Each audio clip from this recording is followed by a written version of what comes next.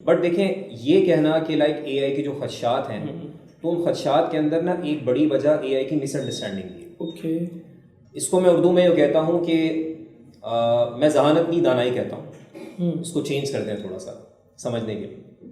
مصنوعی دانائی نادانوں کے ہاتھوں آ گئی.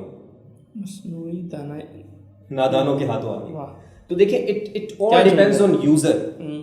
اب تک کی میری آبزرویشن یہ کہ ایک تو مس انڈرسٹینڈنگ ہے کہ آپ نے اے آئی کو سمجھ کیا رکھا ہے. پہلی بات تو آپ کیا سمجھ رہے ہیں. پہلی بات تو اے آئی از ناٹ یور ریپلیسمنٹ.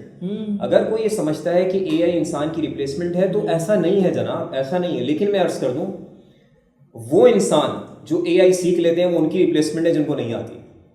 مطلب اے آئی سے ہمارا کوئی مقابلہ نہیں ہے, لیکن ہم نے جو اے آئی کو جانتا ہے اس سے ہمارا مقابلہ ہے. جیسے پہلے تھا کہ جو اسکل اسکلز آپ سیکھا تو جنہوں نے نہیں سیکھا ان سے تو آگے نکلیں گے نا. تو ایگزیکٹلی یہ اب ہیومن بینگس میں مقابلہ ہے, انسانوں میں مقابلہ ہے کہ کون آگے نکلتا ہے. تو جو اس اسکل سیٹ کے ساتھ آگے آئے گا وہ آگے نکلے گا. تو بالآخر آپ دیکھیں اے آئی کی جو 3 کیپیبلٹیز ہیں نا اس میں سب سے پہلا ہے اے این آئی, آرٹیفیشیل نیرو انٹیلیجنس. ٹھیک ہے, اس کے بعد ہے آرٹیفیشیل جنرل انٹیلیجنس اے جی آئی, اس کے بعد ہے اے ایس آئی.